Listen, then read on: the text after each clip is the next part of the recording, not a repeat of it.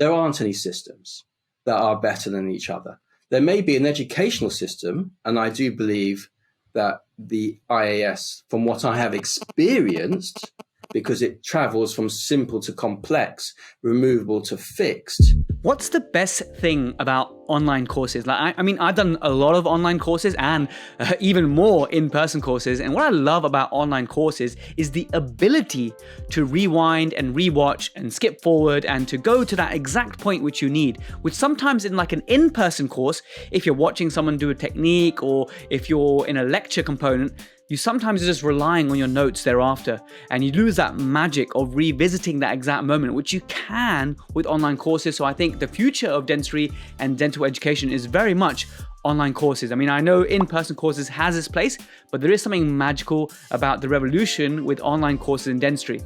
However, and it's a big however, is because I want to tell you about the Mini Smile Maker course. This is a sponsored episode by Enlighten and Mini Smile Makeover, but I wanted to give you some context and perspective. Right, so online course is awesome because you get to revisit. Now, what I loved about the Mini Smile Maker course, so I went around about 18 months ago or so and really enjoyed all the pearls that Dipesh Parmar shared, and I relied on my notes and the little handouts they gave. But the beautiful thing about the course is that they allow you, once you go on the course and you become a delegate, they allow you to come again in the future and sit at the back. So you don't actually get to the hands-on bit again, because obviously that's for the paying delegates, but because you've done their course, you get to sit in the back and you can bring your laptop, your note making, and sometimes the ability to rewatch that live presentation, the live lectures, and the beauty of being able to network again with fellow dentists is just sensational. So I think that's a wonderful model, a wonderful way to carry out dental education. I actually really wish and hope that this catches on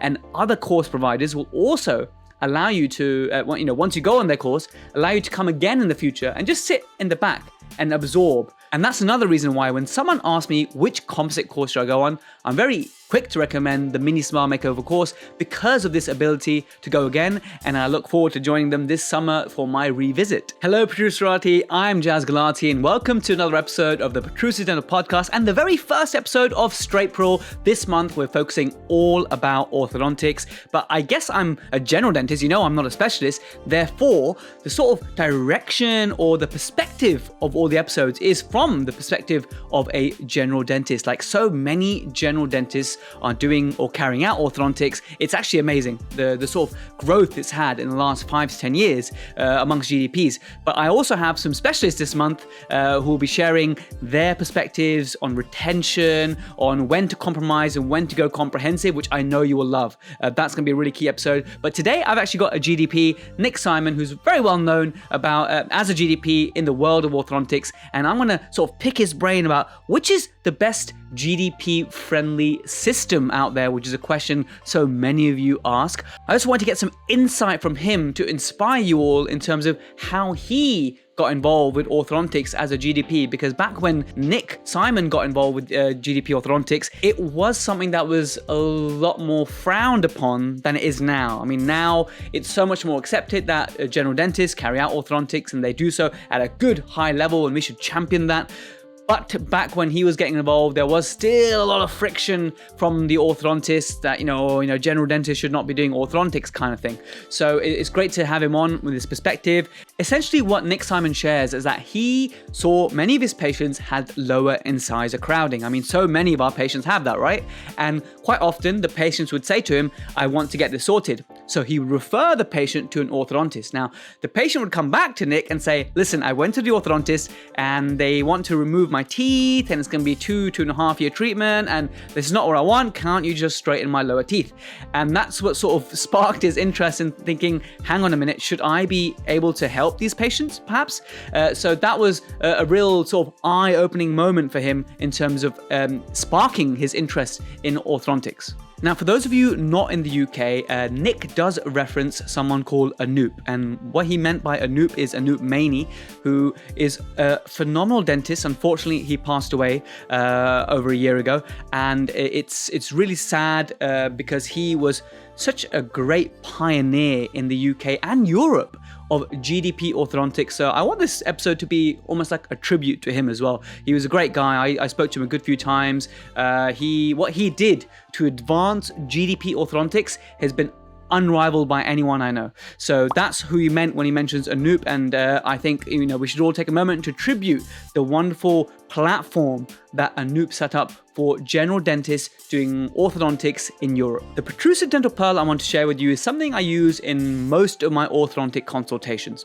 Here's what I do, okay? Because what I want to find out from a patient is, what is it that they want to change the most? What is their biggest hate? What is their biggest desire for their smile? Because alongside all the objectives you want to achieve through orthodontics, you really need to make sure you nail the patient's wishes and expectations. So the way I do that is I sort of inject some humor into the situation. I inject some of my personality into the situation. I was inspired to do this by Mohammed Al-Muzian, who taught me orthodontics, and basically it's this. You say to the patient, do you remember the magic mirror from Beauty and the Beast?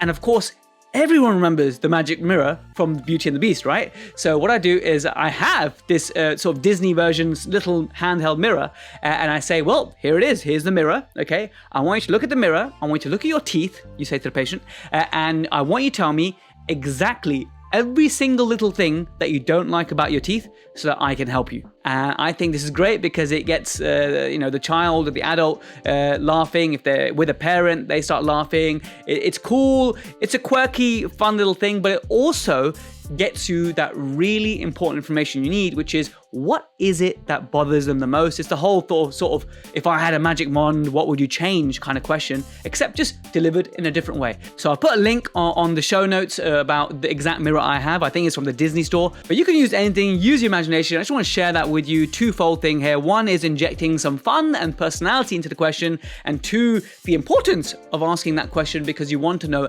exactly what they don't like about their smile. I also want to share some cool news with you. I recently became an admin on the Facebook group for Ripe Global. Now, going back, you heard the Lincoln Harris episodes, which were phenomenal, as you know, and Lincoln started Restorative Implant Practice Excellence Facebook group some years ago. And the point of the group was to post full protocol photos. And I learned so much from watching these great clinicians around the world post up their full protocol cases. Like, who's got time for before and afters? No one. You want to see every single detail because it inspires you.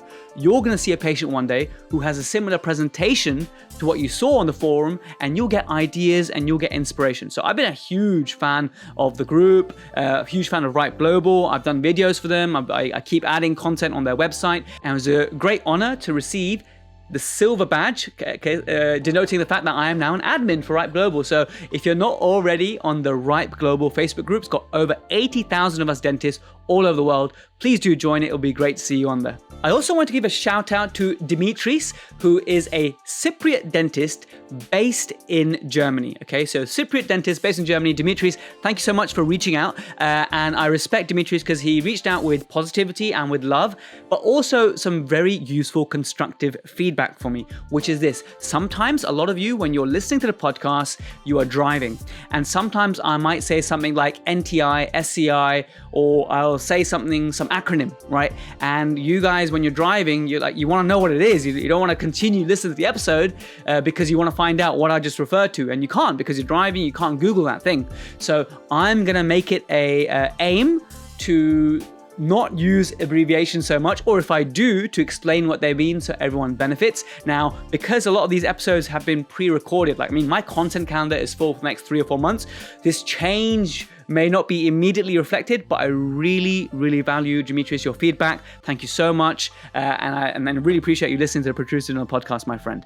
Guys, enjoy this episode with Nick Simon, all about GDP orthodontics, which is the best system, how to get involved with orthodontics, what are the dangers, pitfalls, and at the end, he shares with you the 2 biggest mistakes we make as GDPs. Hope you enjoy, guys. Nick Simon, welcome to the Protrusive Dental Podcast. How are you? Great today. Thank you so much for having me. As you know, I'm quite a keen and avid listener to your podcast. I've enjoyed a lot of the previous episodes, and it's an honor just to be here today. So thanks. I really appreciate that. And, I firstly, I've known about you for many years, actually. I've probably known about you since I was a student in Sheffield, maybe in 2011, 9 years ago. I'd heard about you because of the good work you've done. The good work you've done in the realm of GDP orthodontics, right? And I'm a Hounslow boy and now Southall boy. So that's in West London. And I knew this gentleman, this dentist dentist in Ealing doing really high quality work. And I've sort of seen your name pop up everywhere. And then I got a message from you in the summer, in the middle of the pandemic. It was so nice to see the message from you. And you mentioned the podcast and the Resin One and Bridge course and stuff like that. So it's been so nice. Another person like yourself who I've been able to connect with from the podcast. Yeah. So again, thank you so much for reaching out, and it's eventually led to this. And I'm twisting your arm, forcing you to come on here, because I think you think that you don't have much to share for some reason, but I think you've got so much to share. So I'm really excited for today's chat. But for those people who don't know who you are, Nick, just tell us a little bit about yourself. What is your thing? Where do you practice? A little bit of your background. Background, certainly. So, I made my first appearance in the mid-'60s. I was born at the London Hospital in Whitechapel. And 18 years later, I made a return as an undergraduate. So that's where I did my dentistry. And I have two wonderful parents. I could not have chosen better parents, really. My dad was a dentist. He was one of the best dental communicators that I've ever come across. His way with patients was genius. And yet he had also skills. One of the early adopters of implants. He was a past president of the ADI. My mother was the business brain. I say that in that my dad used to tell me that in the days when, before computers, they had record cards, the nurse would transport the cards from the dental clinic to my mum at reception, and she would add another 0 onto the bill. And so I think, as she said, no one complains. No one ever complained. And that's how it was, really. So I grew up in northwest London suburbia in a very comfortable environment, really. And at the age of 18, I went off to university, had a great time there. And my first touch point, I suppose, with orthodontics, because, as you say, I'm sort of known in a way for GTP orthodontics, although we'll come on to what sort of type of GTP orthodontics. I don't know if you, because I think you went to London as well. Is that correct? Or? No, I went to Sheffield. Oh, you say Sheffield, yeah. But after London, come the final year where we had the orthodontics section, I do remember going off to a clinic, maybe once a week or every 2 weeks, where we were looking at removable appliances. And my memory from that is that I actually can't remember that anything moved. There were no teeth that moved. And a few years after qualifying, I heard that orthodontics was one of the best paid specialties that there was in dentistry. And I really couldn't compute it. I understood what is going on here. I mean, at college, I thought it was a little bit like, perio and ortho, maybe not real world stuff. Max Fax, I'm not that keen. I mean, Max Fax is serious stuff. I wasn't keen enough for Max Fax. Ortho, I really couldn't understand what was going on. Practitioner as well, I've been, really. So that was my first touch point with ortho. My second was listening to Tiff Qureshi. I think in the early 90s, when he came over and started talking at the BACD, there was a little section known as Members' Pearls. And members were able to talk for about 20 minutes on their preferred subject. Tiff was talking about what was to be the Inman aligner. And he was moving teeth and also doing some lower incisal bonding. And at that stage, I had no real ambition to move any tooth at all. But I do remember badgering him after his little mini talk on how he got his incisal composites to stay on, because I couldn't. It actually transpired that my technique was very similar to him, but being at a clinic with sort of very low budgets, we were using very low budget materials and they were falling off. So those are my two touch points with ortho. And it really got started when a friend of mine showed me a picture of some crooked lower incisors that he made straight. And I thought, my gosh, loads of clients come to me asking me, can I do this? And I say, no, I can't. I'll send you off to the orthodontist. They go to the orthodontist. They come back saying they're not going ahead. They need teeth taken out. It's going to take too long. They don't want to go through that time and expense. So I took what was to be the first 6-month smart course with, this is before it came here, it was in America, with 3 other buddies from the UK. So we came over and we were...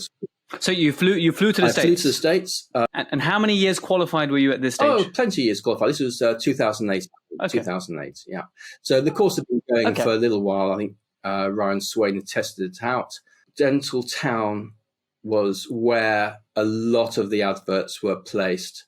And the thread that Ryan did on, I'm going to open up a clinic, I'm going to do short-term ortho, I'm not going to do anything else. And people said he was crazy, but I mean, history shows what a going concern it was and how well he did out of it. And there were two real proponents of that. There was Ryan Swain in 6 Month Smiles and Richter Paul with his Power Procs. So I did both. So I flew out and did both. And it was changing. It was mind-changing because this was a time when so-called smile design was coming out, and we were, or some were, prepping teeth to make them straight. The so-called porcelain deficiency syndrome, where you just place veneers from wall to wall. So I came back thinking that this is going to be really good. I was very enthusiastic about it. And I started to ask a lot of questions on the forum. How do you do this and how do you do that? And in a matter of time, I was answering the questions. So I was helping to mentor other dentists. And then after that, I worked for another team on the CFAST and then on IES. So I've had sort of experience with 3 different types of forums, helping dentists worldwide with simple fixed ortho. So one of the reasons I had you on is because when I learned that you'd actually worked alongside and educated with multiple systems, one of the overarching questions I want to help answer today, which is extremely controversial, and I appreciate that, is the age-old question that you see all the time when people are initially getting into orthodontics and they say, which is the best system, right? So people will say, oh, is it QST, quick straight teeth, or is it IAS, or is it CFAST? Or people will say, hey, I'm thinking of doing Damon braces, So there's so many different systems and whatnot. So that's one thing that I think you'll be in a good position. Potentially your answer might be biased, but I like the fact that you've really been with so many different camps. So I'm really looking forward to what you think about that. But is there anything else that you want to add in the background, just to add a bit of a sort of context before we really dive into those questions? Certainly I'm not being paid by any of the companies at the moment. So I guess I'm in a position where I can really be completely open about it. I think it is, as you say, it's a very common question in the UK. Certainly in the Facebook forums, people are asking that, especially new dentists, and it's a fair question to ask. I mean, how do you decide what courses to go on? You put up a question and you start to take advice there. And we both know that there's no tooth that's ever said, "Oh, Nick, I'm upset you put on a quick straight teeth bracket there and not an IS one over what?" Because, teeth respond to force vectors biomechanics and not to logos. It's human beings that respond to logos. Absolutely. And orthodontics, all orthodontics is a prescription of a force. And when you think of it that way, whether even, we're going to eventually build up to clear aligners. I don't want to spoil the surprise, but we're going to build up to that as well. Because nowadays, I think 4 years ago, people used to be like, which is the best fixed appliance system, or which is the best system? And what they meant was, which is the best bracket system? But nowadays, more and more, it's no longer which is the best system. It's like, should I do Invisalign Go or should I do Invisalign Full? That's the new question that you're seeing more than the old question you'd get was like, which system? So we can see this evolution, if you like, of orthodontics in terms of preference of new dentists into aligners. Yeah, I can understand that, because fixed braces, think what happens is that teeth move along the wire and it can be a little bit unpredictable. And this is the thing. When I was doing the 6 Month Smiles, for example, we were told, and I wasn't doing Invisalign then, I'm still actually, but we were told, how frustrating is it to finish off your Invisalign cases or your clear aligner cases? How many refinements do you have to do? You start saying to the patient, are you wearing your aligners? And there's a kind of trust issue going on there. And so that's how it was sold, is that the wire is acting all the time and you're going to finish your cases better. Yeah, it's an interesting thing. We will touch on that. But before I ask you, I'll just point blank ask you which is the best system, fixed appliance system. Before I do that, you did touch on the type of GDP orthodontics that you do. So what is it, that makes what is your sort of philosophy or style of orthodontics, if you know what I mean by that question? Because you sort of touched on it about you're known for a certain type of orthodontics, and I touched up on that. What do you mean by that? Well, and also it develops and it evolves, because I'm reining back what I'm doing in my braces. I'm doing less cases. I think when it came to GDP orthodontics, and certainly working on the forums, one of the mistakes I could see was someone would do a weekend course and then on the Monday think they're an orthodontist. Can I do this? Can I do that? Can I make space for this implant? And, there's a reason why it takes years to get your M.Orth. And as I do more fixed ortho, the more respect I have for orthodontists. And as I did more ortho, the more cases I was referring out to orthodontists. And, I have a good relationship with orthodontists too. But it does make you think. Now, there was that advert. I don't know, Jazz, if you remember that advert that the BAOS put out. It was some years in the ago. Daily Mail or something? Yes, it might have. I can't remember. I think the Telegraph springs to mind, but I can't remember exactly. Sure. But I remember that there was a double-page spread or a big page advert by the BAOS saying that GDPs, beware who you choose for your orthodontics. Should you even be going to a GDP, maybe you should only be choosing your specialist ortho. Bearing in mind that a lot of GDPs were subscribers to the BAOS, it was a concern. And, the tragic loss actually is Anoop mainly because, Anoop was GDP orthodontics. And, we actually met at a 6-month Smile course that was taking place near Ealing. I went along to meet Ryan Swain because he was traveling over to UK and he doesn't travel over that often. When I met Anoop, we just got chatting. Where do you live? Where do you live? Turns out we only live 2 minutes down the road. Down the road. And that became the start of a great friendship.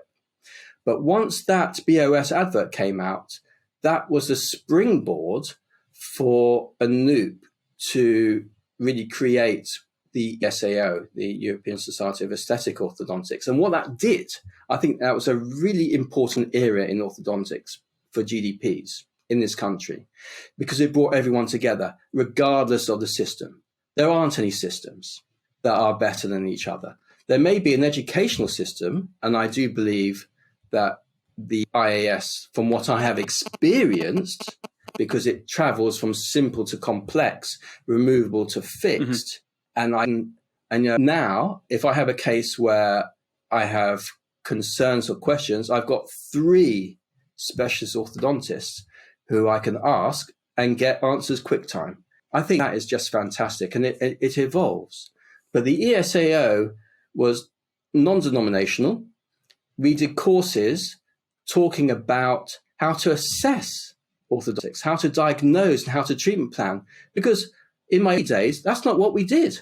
We didn't assess anything. The assessment form was very much a theoretic form. And of course now, and especially with an uptake of, especially since the GDC and orthodontics litigation, we now know that any GP providing orthodontics really has to do their assessment diagnosis like a specialist, like an orthodontist. There's no real difference. So it did change markedly. Then what happened is that the companies took note and the companies raised their standards so that we are now safer dentists across the board. And I think that was an important moment for the ESAO. Once that happened, there wasn't really anywhere for the ESAO to go. So it just sort of stopped. But it achieved something quite significant for the, like you said, for the GDP movement. And, Anoop Maini, rest in peace, a really legendary person. I was a student when I first saw him speak. And you're right. I mean, the activity I was seeing as a young dentist, as a student, and, I believe you were involved in TIFF and all these great GDPs in orthodontics were doing so much to facilitate us as GDPs to do more orthodontics. And I think you guys have revolutionized the situation and created a real boom in a way. But there are dangers of that as well, which we can touch on. But essentially the answer to highlight is there is no best system, but consider the fact that mentorship and guidance and a thorough assessment should be a foundation of any system that you choose. Absolutely. It's the educational pathway, which is the key thing. So the next question I want to ask, Nick, is I know you said you don't do clear aligners, right? So why did you, because you seem like someone who's very passionate about orthodontics and you respect it and, you have a good relationship with specialists. So did you ever consider maybe the demand is there and patients are asking you, hey, can I have clear aligners? Can I have Invisalign? And then perhaps you're converting these patients into fixed appliance patients, or you are not treating them and referring them on. But don't you think that it's time you provided clear aligners? I do. So I am going to.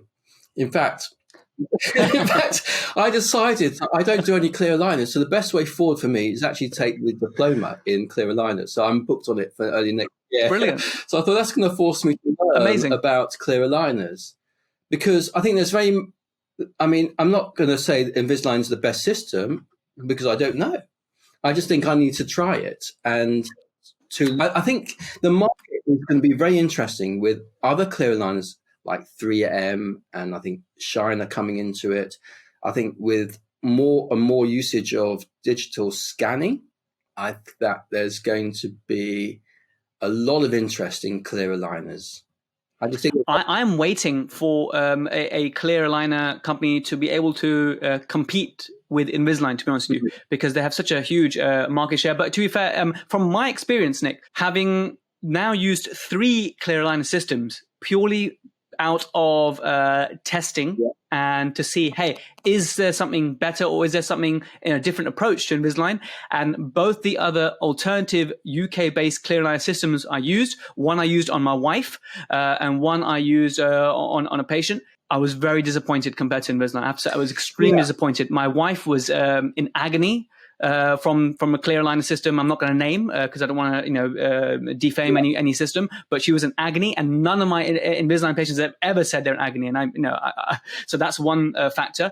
And the other one, I used another laboratory-based clear align system. The plan it sent me, I was so upset with it that when I actually also submitted it in Invisalign, there was a stark difference. So Invisalign can achieve this in 7 liners or 6 liners, whereas it took this local company 13 aligners, and it was just doing unnecessary movements. So I do think that the amount of money that Invisalign invest into their technology and their development is more than what these other companies make. Time is more, and that's the difference, isn't it? Their development is huge, so they are streets ahead. And where we are, Westfields, for example, there's a pop-up shop there. The public are well versed to knowing what's out there on the market, and they ask for it by name. Fantastic for Invisalign. So I'm going to start to get involved. I want to look into clear aligner systems. I didn't really fully answer your other questions, so I'm going to tell you why I'm starting to rein back on my fixed aligner, fixed cases. Please. And it's to do with the compromise result. Now, term came up, anterior alignment orthodontics, in contrast to comprehensive orthodontics. So either going to do the whole caboodle, or we're going to choose to do certain things, and the patient might choose only to look at their front crowding. So a patient may be class 2, they have an increased jet, they might have crowding at the front. And we may say, okay, we're going to keep the parameters at the back as they are, but we're going to align your front teeth only. And although actually I haven't had any comeback, but at the same time, unlike Tiff, who has all his patients coming back for, it seems like, recalls every few years at least, I don't have that. But I do wonder about anterior guidance, because if we're taking teeth potentially out of anterior guidance or sharing less teeth on anterior guidance, how's that going to function over the course of a lifetime? And I'm just thinking that maybe in a closed system where we can potentially actually predict the outcome a little bit more, I'm starting to think that maybe a class 1 crowding system is probably the safest system that there is. I can tell you that probably, because I'm not really a dentist that goes for awards or anything like that. I don't really give a monkeys about that. But probably one of the things that warms my heart the most was a moment in a lecture that Professor Kevin O'Brien was giving. I just happened to be in that lecture. And he was talking about anterior alignment orthodontics for GDPs and maybe some not wonderful cases. And then up flushed one of my cases. And he said, this is what we should be aiming for. And I was really surprised and taken back, because One, I don't know where he got this case from, but two, what it was class one at the back, class one canine relationship, crowding at the front. And I think, that's where we should be. Yes, I've done extraction cases, but I will always have that mentored. And, is there a role for GDPs in orthodontics? Absolutely. I mean, we've been doing it before there was a specialty. There's been dentists attaching themselves to hospitals and doing clinics. We know about smile design and where to put teeth, but I think we do need to be careful. We shouldn't take on too much. There should be an educational pathway because things don't always go to plan. And I think as a GDP, it's going to be more difficult. Well, I want to ask you, Nick, exactly some scenarios where you have seen, because you've mentored GDPs in orthodontics, what kind of troubleshooting mistakes that GDPs tend to make that you could just give some pearls on. But before we get to that, I just want to touch on a few points that you made. Let's discuss, for what it's worth, if you don't mind, my opinion on these cases where you've got, let's say, a class 2 division 2 with very steep anterior guidance, and then you convert them essentially to a class 2 division 1 because you've just done some anterior alignment orthodontics. So that is a concern because you lost the anterior guidance. And you mentioned about the term, how about their function throughout life? In my map of the world, you've got patients with AOBs and you've got patients with incomplete overbites all over the place, right? Where they got plenty of space and they don't have much anterior guidance to begin with, and they're fine. And then you convert this patient from very significant anterior guidance to no anterior guidance. So I worry not about how they will function. I worry about how they will parafunction, because I do believe, I am in this camp that a lot of the issues are there from the people who are chewing for longer than 17 minutes a day, for people who are rubbing their teeth together when they shouldn't be rubbing their teeth together. And that's where I think the role of anterior guidance is more crucial. So when you're doing a rehabilitation, you're protecting. The reason why they needed a rehabilitation in the first place is because they destroyed their dentistry. So how can you create a minimal stress dentition? So that's just my thinking of it. But certainly I do get happier, and I am much happier as a GDP providing orthodontics when I have a patient who's already in class 1 canines and class 1 molars, and I'm just relieving the crowding. I know that's a home run case. And I totally share your sentiments that we should pick and choose our cases. And that's really a beauty of being a GDP, right? You can do some cherry picking. So I just wanted to share that little point in there. And the other thing that I wanted to talk about is you mentioned a great thing about a closed system, right? And you apply that aligners are a closed system. Well, it's interesting because I agree with you in that respect. But sometimes when I speak to orthodontists who perhaps only provide fixed appliances, and I really admire you, the fact that you're such an experienced GDP with orthodontics, and I've seen your cases; they're phenomenal. And if Professor Kevin O'Brien, in a podium will bring up your slides, then wow, kudos to you and to him as well for highlighting and championing GDP orthodontics. I think well done to him as well for sharing that.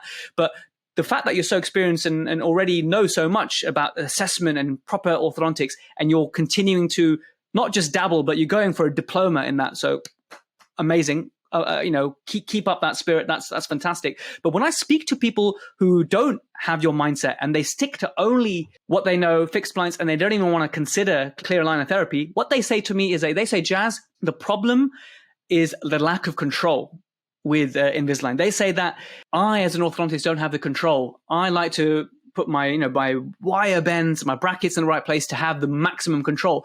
But in my mind, that doesn't make sense, because I think as soon as you put brackets and wires, everything is now moving. Yes, you can do a few things, like, auxiliary things to, reinforce anchorage and whatnot. But essentially, if you don't see the patient for a prolonged period of time, it's everything, the wire is taking effect. Whereas with a clear aligner, it can't move beyond the parameters of that clear aligner. So who's right? Who's wrong? Are we both right? I mean, where do you stand on that?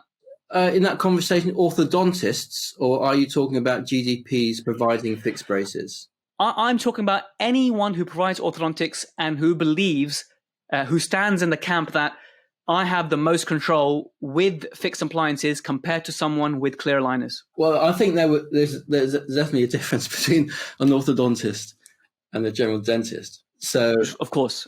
If I was a specialist orthodontist, I would go with my training. But let's say that we're a GDP and we both talked about biomechanics briefly at the beginning. There's different ways of doing it. And I've seen some amazing cases on forums that dentists do with Invisalign. So it's down to the education and the skill set of the dental provider.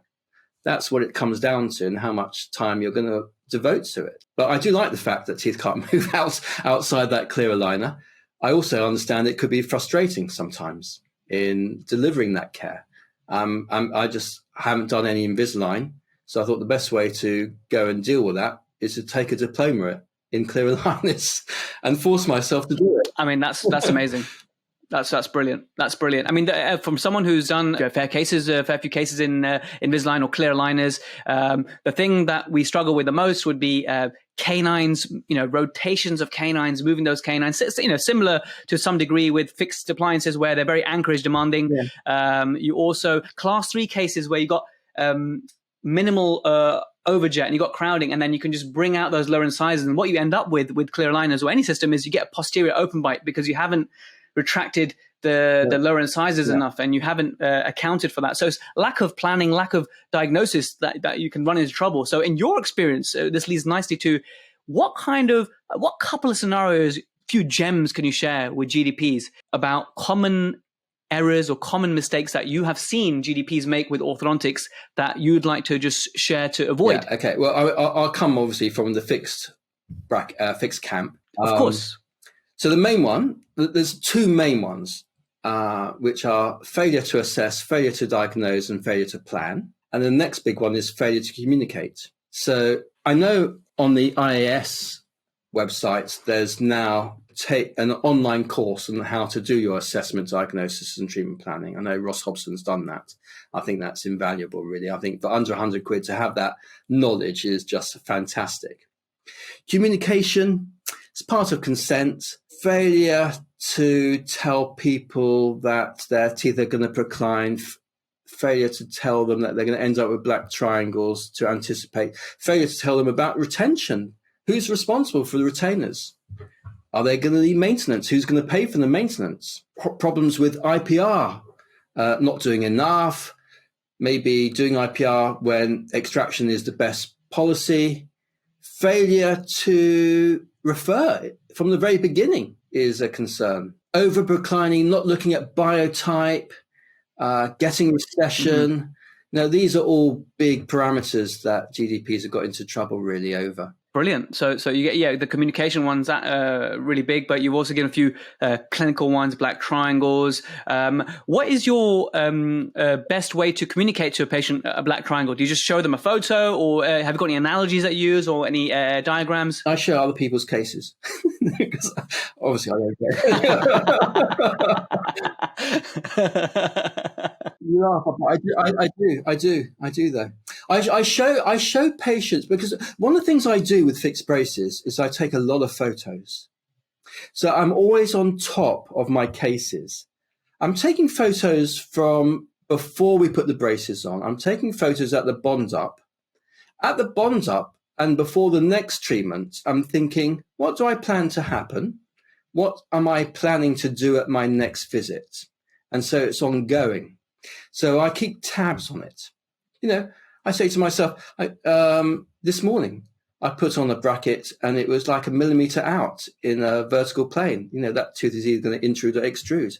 So I know about it. I'm measuring it. I'm looking at it. I'm looking at the shape of the wire.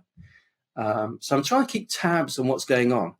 I think that's really important. Brilliant. That's a great gem to take lots of photos and critique it. And leads very nicely to one of my last questions is, what percentage of your cases are you, once you've bonded up, because I imagine, are you doing freehand bonding of your brackets, or are you using a template? Yeah, so I've freehand bonded for for almost all my cases, actually. It's very rare for me to, and so companies would like you to use their labs because obviously it's profitable for them. When I took the 6-month Smile course, we were taught to do both. And so initially, to get me going, up and running, I would use the laboratory services for that. And as you become more experienced, I would then set my own brackets. And using various companies, I'm not saying it could be any company, I can actually look at a bonding tray and see that the bracket is not in the right position.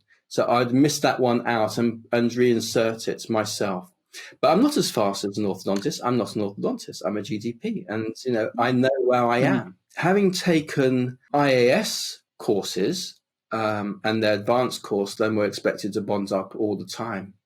And so that's what I do. Brilliant. And when you've done that, and like you said, you've taken a photo. And by the way, that is a real pearl that we should highlight, that, when you're starting out to use these lab services, but eventually, but also to critique what you get back and really look at it as that, is that bracket really in the right place? What's the action that will be happening? So that's a great tip. And when you take the photos, like recently you said, is a millimeter out in the vertical plane.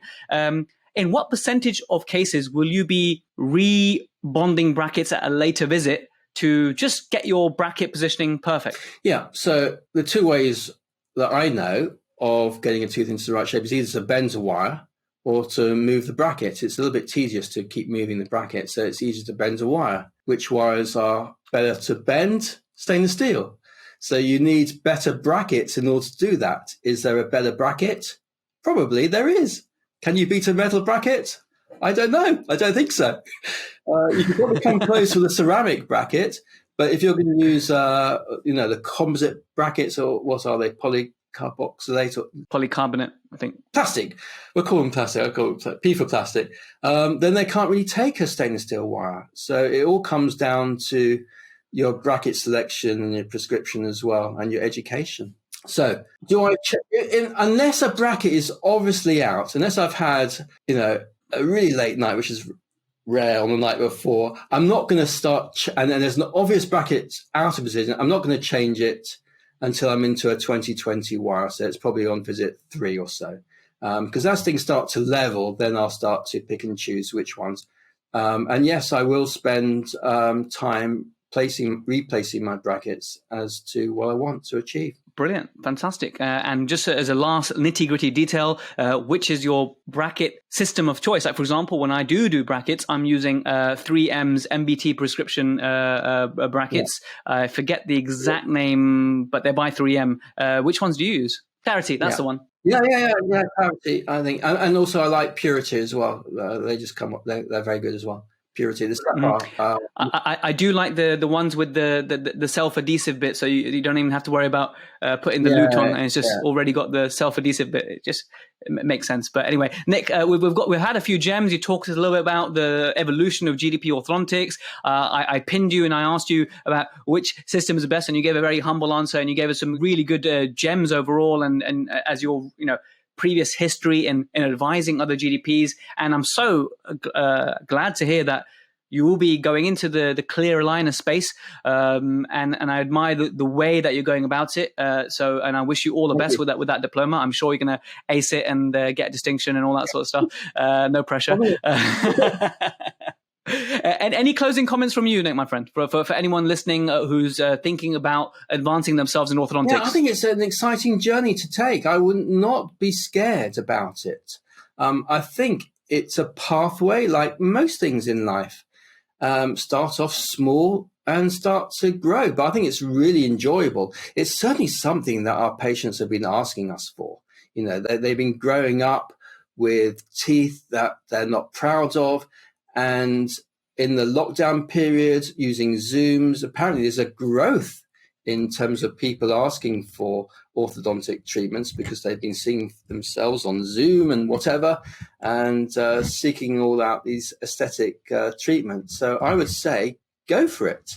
Choose a company which has, I think, a good educational pathway, and have fun. Amazing. Thank you so much, Nick, once again for coming on and sharing those pearls with us. Really, really great having you on the podcast. It's my pleasure. Thanks very much for having me. I really enjoyed it. Cheers, Jazz. Well, there we have it, Dr. Nick Simon. Thank you so much for listening all the way to the end. I always appreciate it very much. Do follow us on Instagram. It's at Protrusive Dental. DM us with your ideas and where you want me to go with the direction of the podcast. I'm really enjoying getting on these varied guests. And the next one is a specialist orthodontist. We're going to be talking about when is it okay to do a compromise plan and when should you not do a compromise orthodontic plan and you should be doing comprehensive plan. So what I mean by compromise plan is like you have someone with an increased overjet and crowding, and to sort out the overjet and the crowding, you may need to remove 2 teeth to allow you to resolve the overjet. But the patient, for example, says that, you know what, I don't want any teeth removed, and I just want the crowding resolved, and that's it. I don't care about my overjet. So is it okay to just resolve the crowding and leave the patient in a class 2 division 1, i.e. a compromise result? So that's what we'll be tackling with Mandeep Gosal, aka The Goss, and he's a specialist orthodontist, so I know you'll love it very much, and I'll catch you next week, same time, same place.